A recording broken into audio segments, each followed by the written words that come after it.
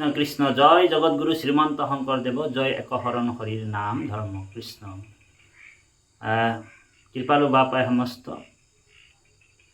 নামৰ মহিমা যি অজামিল উপাখ্যান গুৰুজনাই নামৰ মহিমা কৈছে যে হৰিৰ নাম বিনে কি বুলি ক'লে শুক নিগদতি শুনা কুৰুপতি কহিলো পৰমসাৰ হৰিৰ নাম বিনে পাপ সাগৰত কাহাৰো নাহি নিস্তাৰ।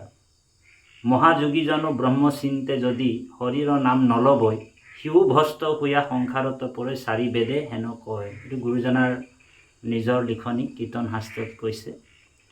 গতিকে যে শ্ৰৱণ কীৰ্তনে বৈকুণ্ঠক পায় ধৰ্ম অৰ্থ কাম মুখ্য হবে আত পায়। আৰু আমাক গুৰুজনাই কি নাম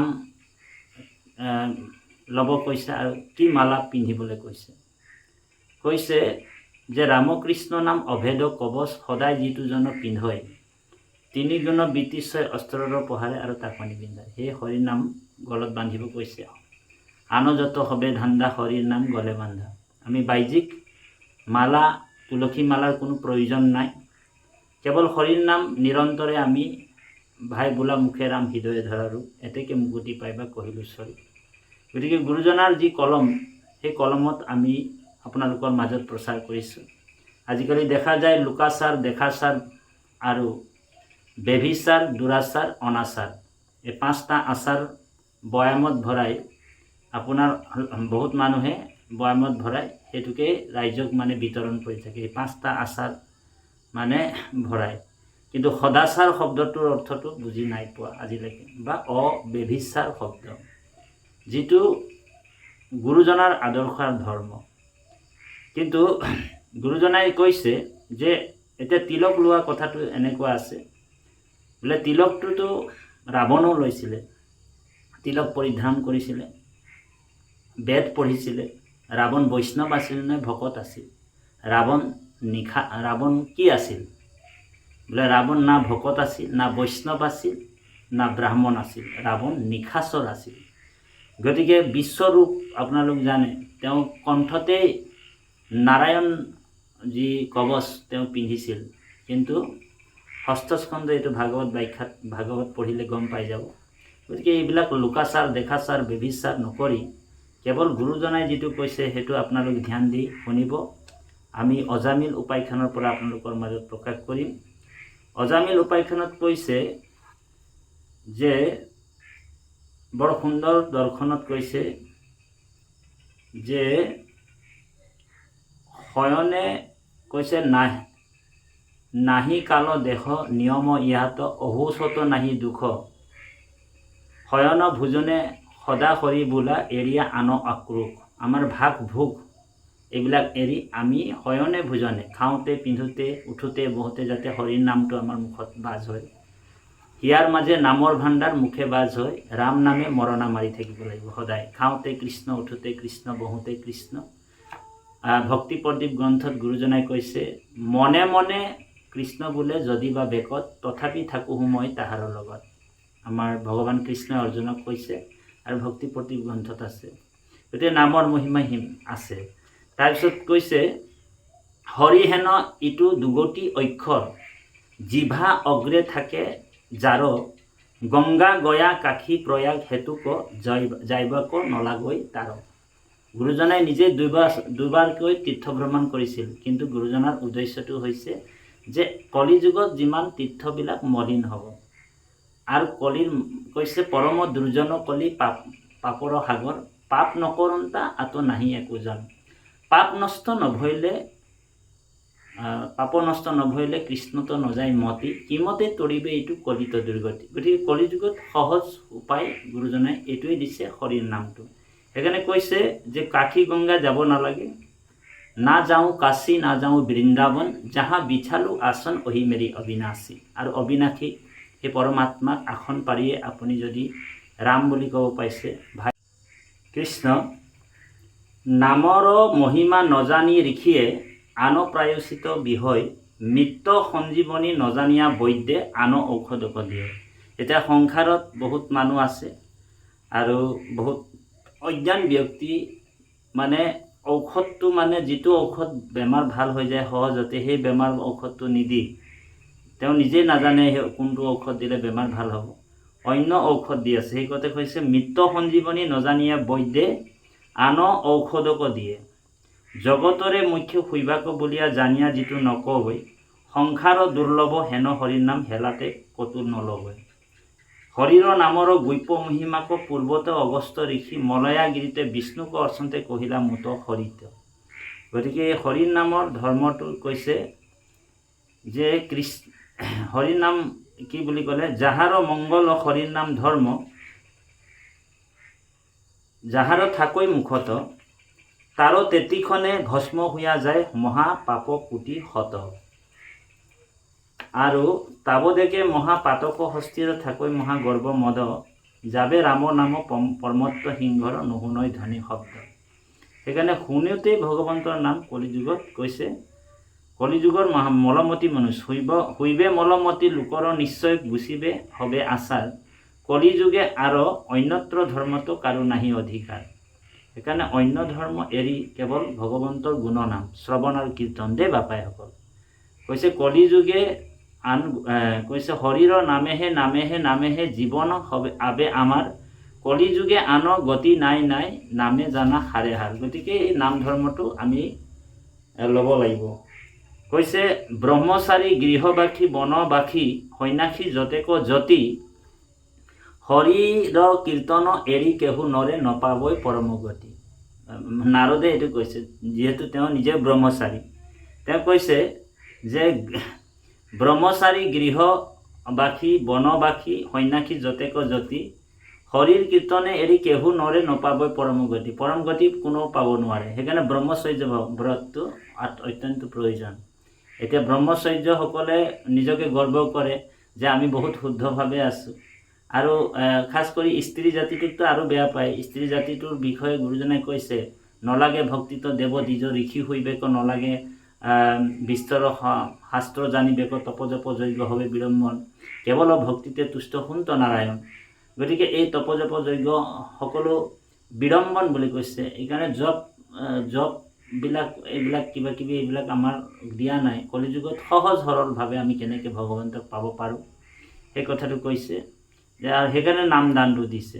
কি কৈছে, সূৰ্য গ্ৰহণত 1 কোটি ধেনু, ব্ৰাহ্মণক দেই দান, প্ৰয়াগ গংগাৰ জলত নিবাস, কৰৈ দশ কল্পমান, অযুতেক যজ্ঞ কৰৈ মেৰু সম, সুবৰ্ণক দেই দান, 100 ভাগ গোবিন্দ নামৰ ৰেণুকো নহি সমান, হৰিহেন ইটো দুগুটি অক্ষৰ উচ্চাৰিল একবাৰ, মুখ্যৰ পথক যাইবাক লাগিয়া হিউ ভৈল কাছপাৰ।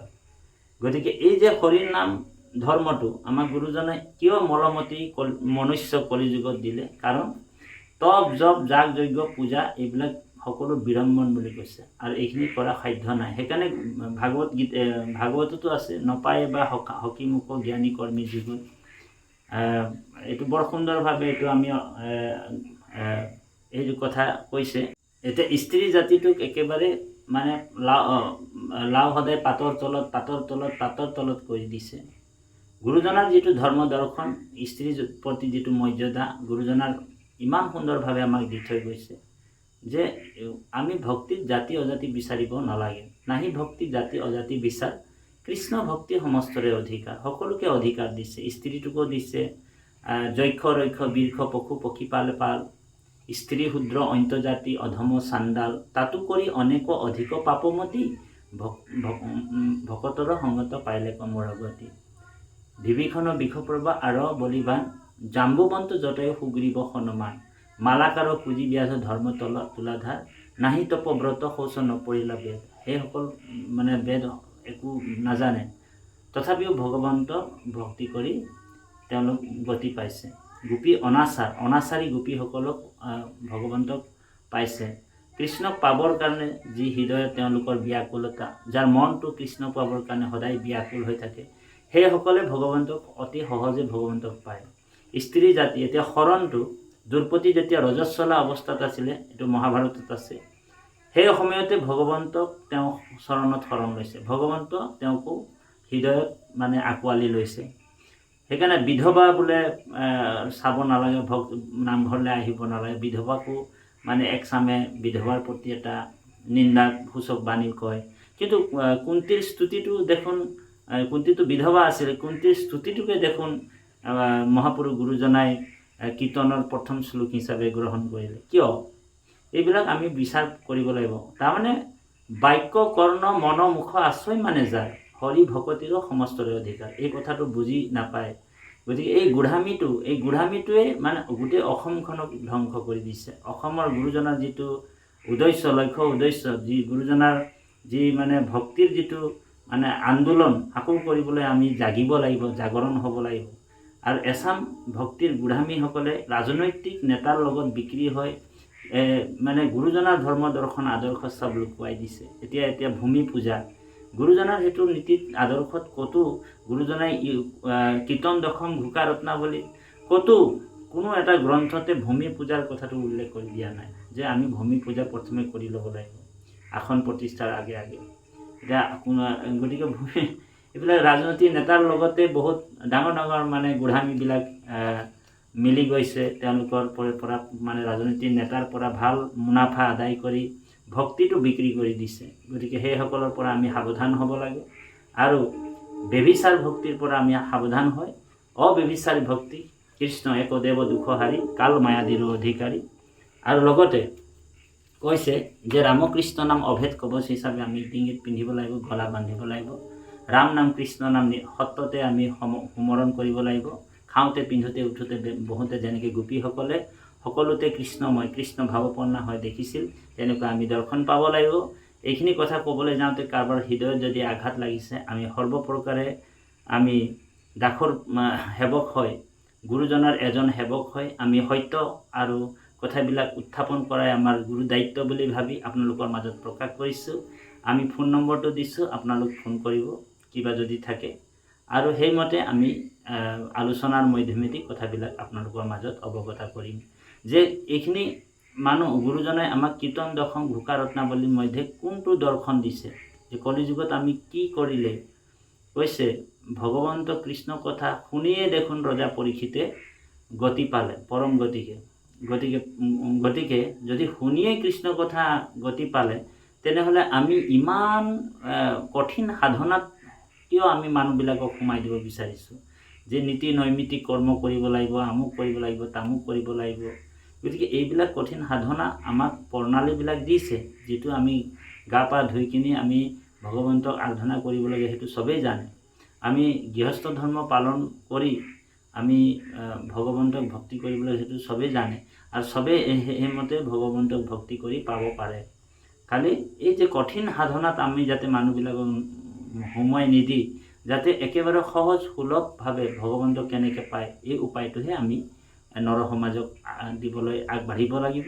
জয় গুৰু শংকৰ, জয় জগতগুৰু শ্ৰীমন্ত শংকৰদেৱ। আমি কোনো সমাজক মই বেয়াকৈ বা কোনো সমাজৰ মানুহক মানে ভেদভাৱৰ যোগেদি আমি ক'ব বিচৰা নাই। কেৱল মাত্ৰ কৃষ্ণ ভক্তি মাহাত্ম্যটোহে আমি প্ৰকাশ কৰিলোঁ। গুৰুজনাৰ যিটো কীৰ্তন দশম ঘোষা ৰত্নাৱলীত যিটো কৈছে, সেইটোৱে আমি প্ৰকাশ কৰিছোঁ। আৰু ইয়াতে কৰিবলৈ যাওঁতে আমাৰ সহজ চকুতি অপৰাধ মৰিখন কৰিব। জয় জগতগুৰু শ্ৰীমন্ত শংকৰদেৱ, অপৰাধ বিনাশন, ঔ হৰি ঔ ৰাম কৃষ্ণ মাধৱ।